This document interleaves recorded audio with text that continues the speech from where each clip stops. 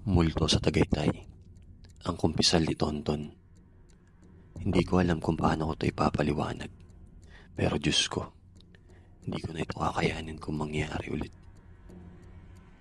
Noong gabi ngayon, sabay ng malakas na ulan at makapal na fog, naiwan ako ng grupo namin habang binabaybay ang Tagaytay Road papuntang Kalatagan. Napilitan akong bumilis para makahabol. Pero sa malas, sumadsad ang motor ko sa isang kurbada. Napahandusay ako sa kalsada. Basang-basa, nanginginig sa sakit habang ang motor ko wasak. Walang ibang tao, walang ibang sasakyan. Wala akong ibang magawa kundi bumangon at maglakad sa dilim. Sa gitna ng ulan at ginaw, hinahanap ang kahit sino na pwedeng tumulong. Wala akong makitang ilaw, walang ibang tunog kundi ang malakas na hangin na humahampas sa mga puno.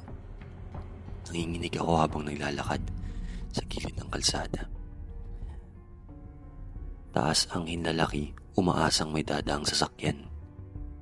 Sa wakas, sa may junction papuntang Maynila, may nakita akong ilaw mula sa paparating na sasakyan.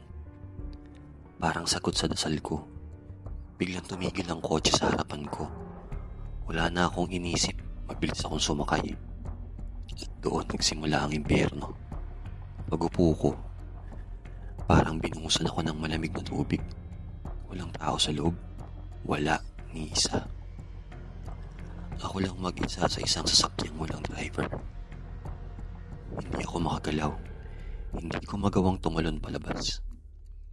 Para ako napapako sa kinauupuan ko habang dahan-dahang umuusad ang kotse sa madilim at liblib na kalsada. Tapos nakita ko ang paparating na kurbada. Matarik, matalim. Nagdasal ako ng mas mataimtim kaysa dati. Dahil alam kong wala nang makakapigil, mahuhulog ang kotse sa bangin. Pero bago pa mangyari yun, isang kamay ang biglang lumitaw sa bintana ng driver.